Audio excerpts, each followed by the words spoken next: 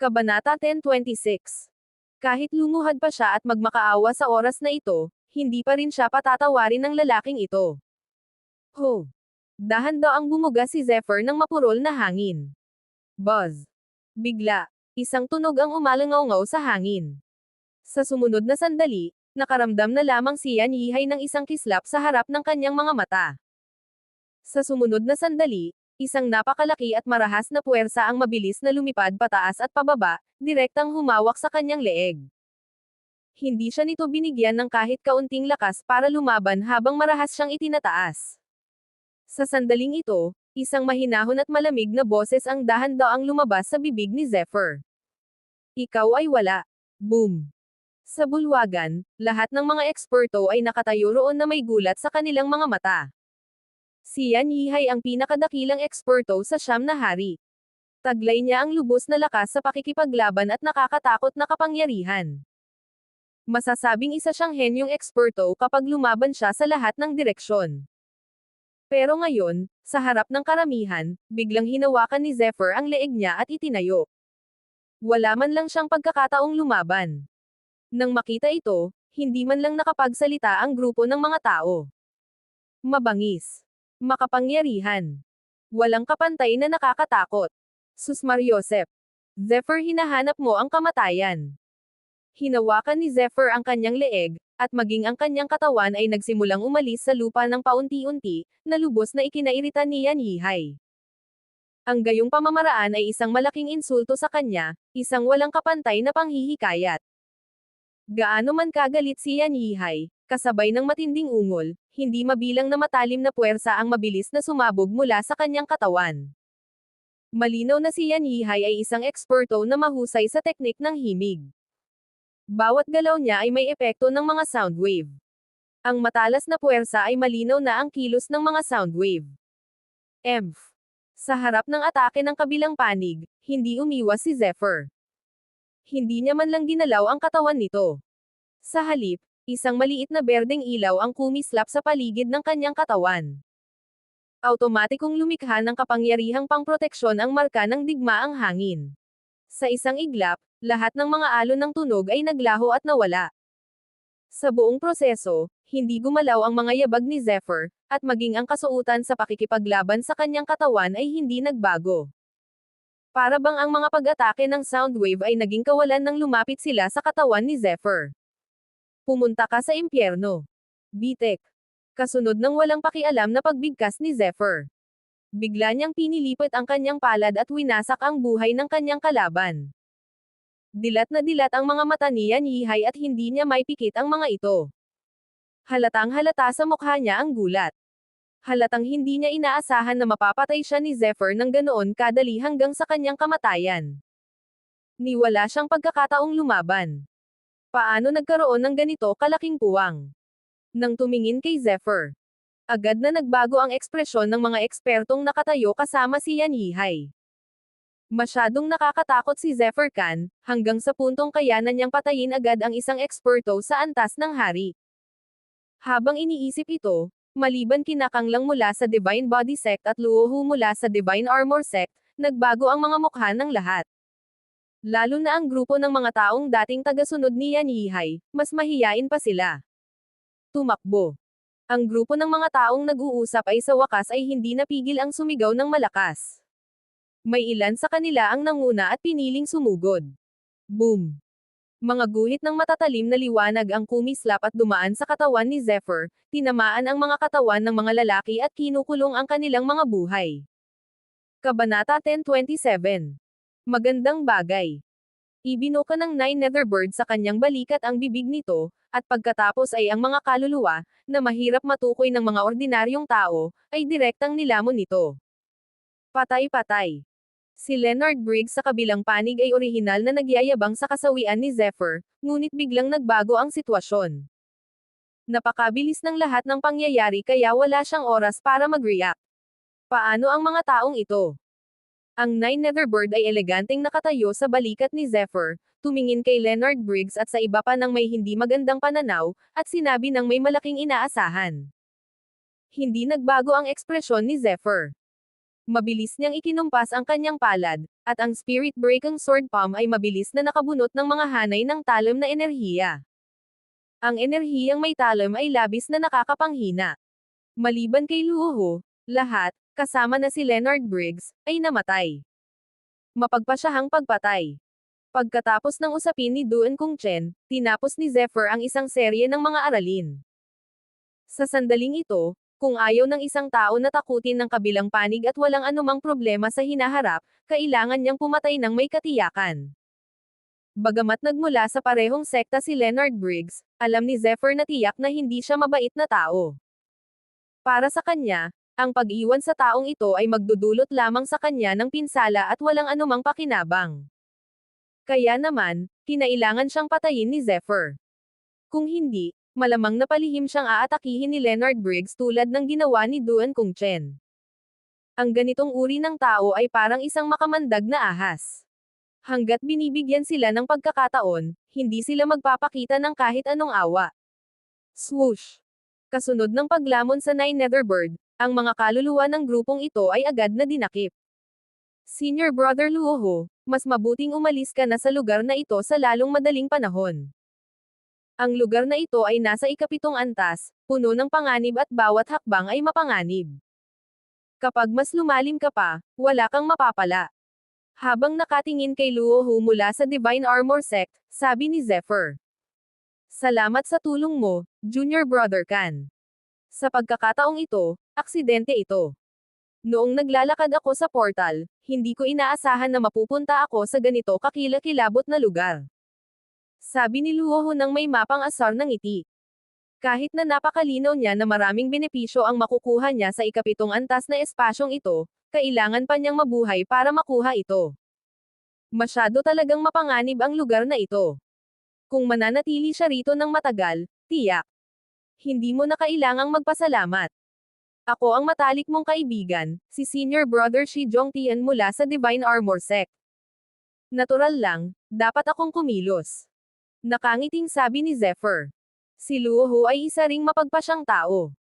Pagkaraan ng ilang panahon, pinili niyang umalis suot ang isang luma at mahiwagang baluti. Pagkatapos, tiningnan ni Zephyr ang natitirang tao. Si Kang Lang iyon mula sa Divine Body Sect.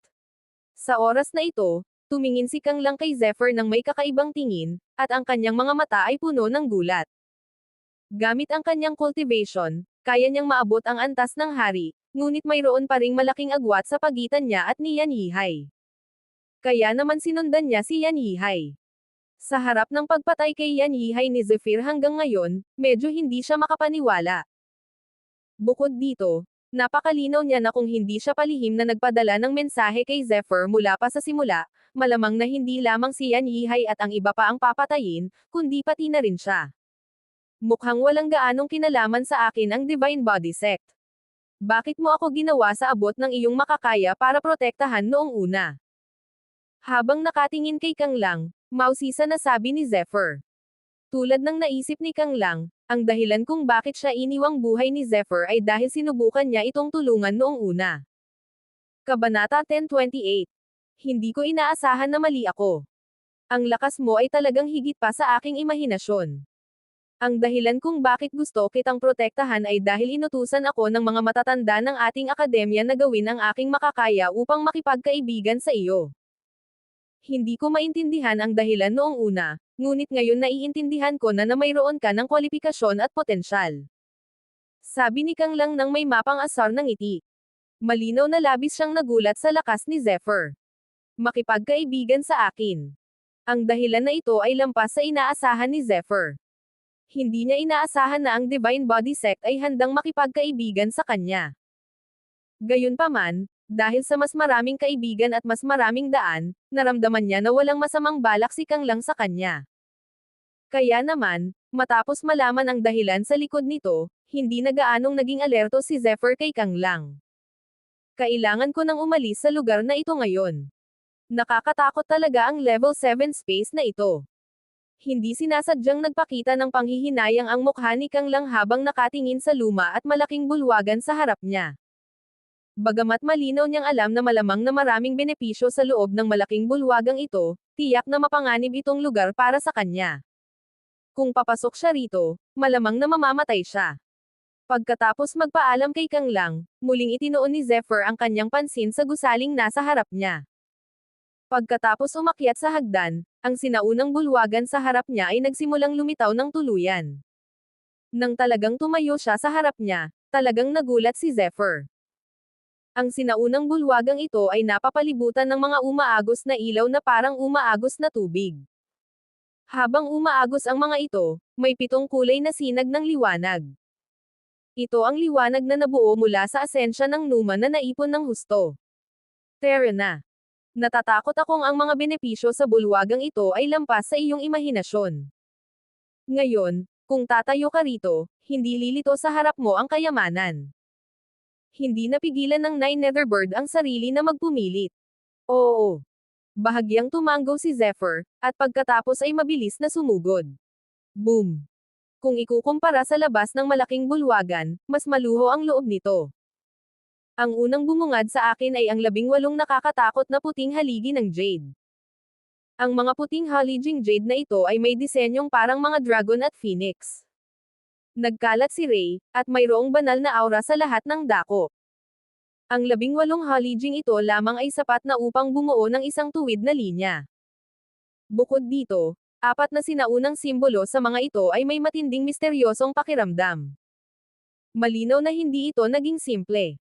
Gayunpaman, nang maingat na tingnan ni Zephyr ang loob ng bulwagan, biglang nagbago ang kanyang mukha. Kahit mukhang sagrado pa rin ang buong bulwagan, magulo pa rin ito. Ang elixir furnace, na natamba, at ang mga kristal na nakabaon sa mga nakapalibot na dingding ay sapilitang naputol din. Ang trono sa harap nito ay nabasag sa 2 piraso. Walang anumang mahalaga sa lahat ng bagay. Ang lahat ng ito ay kumakatawan sa isang bagay. May nakakuha na muna. Ungol ni Zephyr sa mahinang boses na may malungkot na mukha. Ang ganitong uri ng pakiramdam ay parang isang lalaking may gusto sa magagandang babae, na nakaharap sa isang magandang babaeng nanliligaw sa kanya.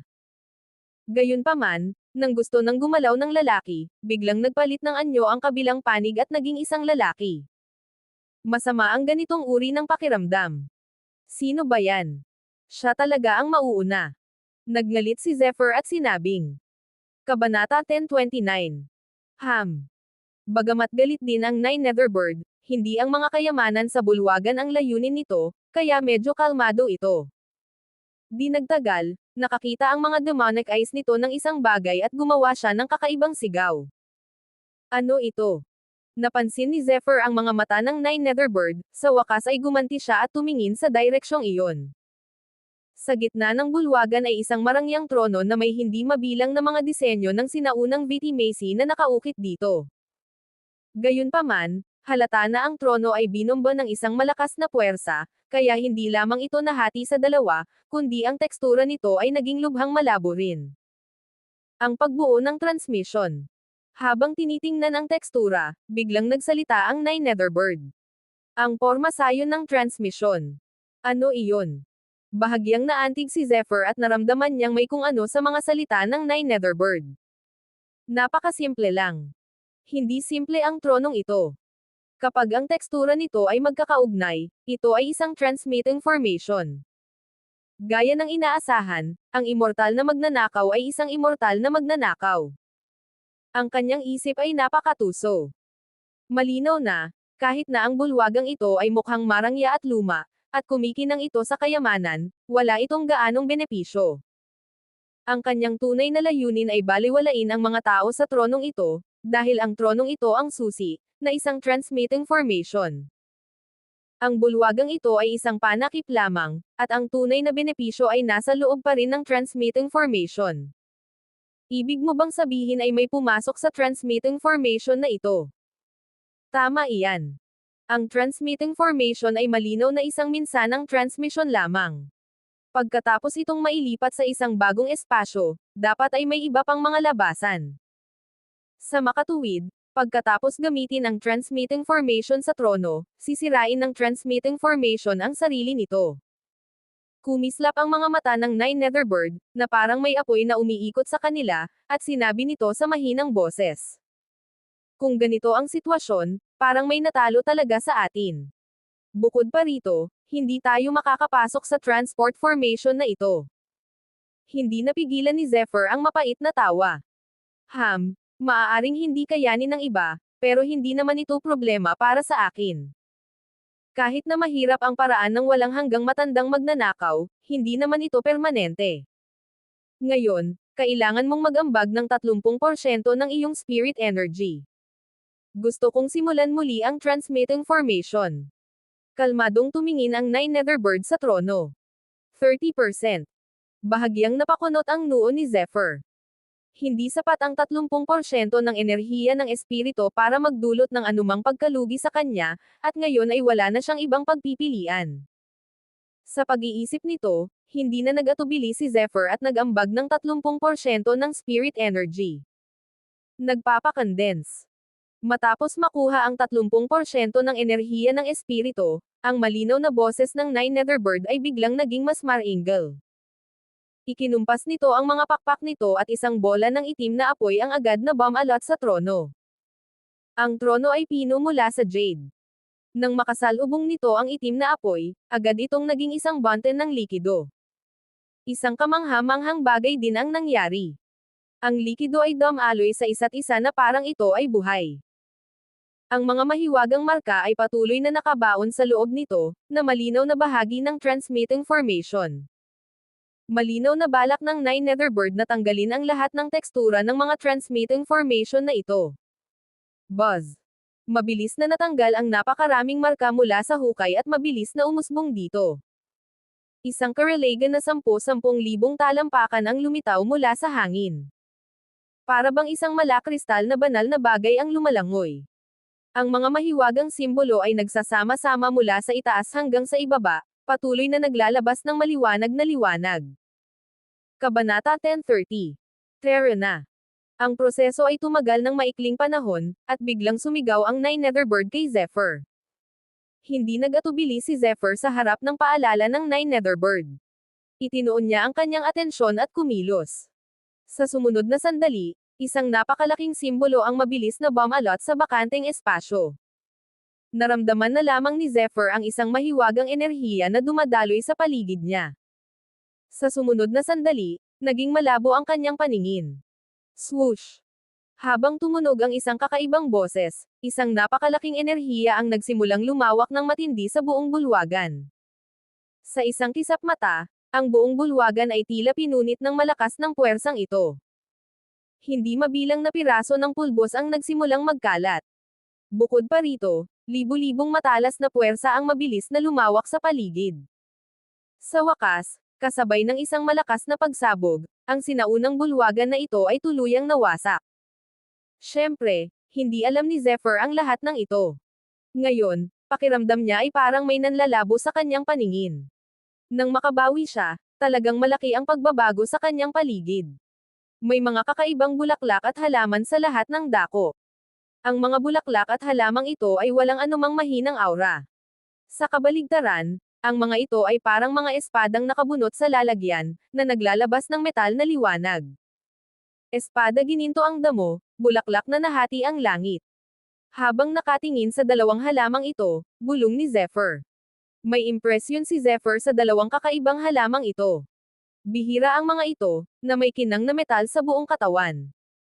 Bukod dito, hindi sila ginagamit sa pagpino ng elixir, kundi sa paggawa ng mga armas.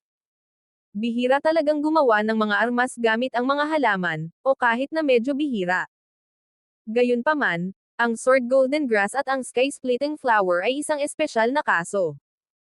Kung ang kaunting Sword Golden Grass at ang pulbos ng Sky Splitting Flower ay dadagdag sa pagpapanday ng mga armas, ang kalidad ng mga armas ay tataas sa mas mataas na antas. Gayunpaman, ang dalawang halamang ito ay wala na. Swoosh! Bahagyang gumalaw ang damit ni Zephyr. Pagkatapos ay tinipon niya ang isang bahagi ng mga ito at inilagay sa kanyang storage ring. Ayan. Pagpasok sa lugar na ito, may hinahanap ang Nine Netherbird. Sa wakas, pagkalipas ng halos 15 minuto, biglang lumabas ang boses nito. Ayon sa gabay ng kabilang panig, ang evil breaking eye ni Zephyr ay mabilis ding kumalat at direktang nakakulong sa isang direksyon. Totoo nga, Mga 15 kilometro ang layo mula sa kanya, isang kakaibang gusali ang lumitaw sa kanyang paningin. Ito ay isang sinaunang templo. Ang templo ay kasentahimik ng tubig na payapa. Gayunpaman, sa kapangyarihan ng pag-unawa ng Evil Breaking Eye, naramdaman pa rin ni Zephyr na ang buong templo ay naglalabas ng kakaibang aura. Buzz. Habang gumagalaw si Zephyr, biglang may narinig siyang tunog ng pagbagsak sa hangin. Sa isang iglap, 12-dosenang maitim na figure ang biglang lumitaw. Ang mga itim na anino na ito ay mahigpit na nababalot, at tanging mga maningning na mata lamang ang nalantad. Inilabas nila ang kanilang kapangyarihan na parang mga espada. Buzz. Dumagundong. Pagsulpot pa lang nila, sinalakay nila si Zephyr gamit ang lahat ng kanilang lakas. Mga pamamaraan ng espada, mga bakas ng kamao. Lahat ng uri ng pamamaraan ay ginamit. Sa isang iglap, ang buong espasyo ay nagsimulang mahigpit na nababalot, direktang ikinulong ang kalahati ng espasyo. Gayunpaman, ang kakilakilabot na enerhiya ay nagtipon-tipon, lumulutang at gumagalaw, direktang pinipigilan ito. Malinaw na ang kanilang pakay ay si Zephyr.